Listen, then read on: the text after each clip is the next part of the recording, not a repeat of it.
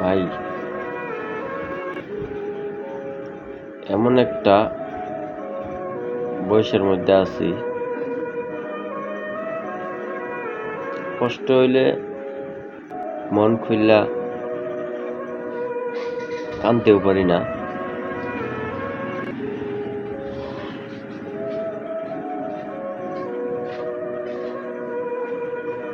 কাউরে আবার কিছু কইতেও পারি না।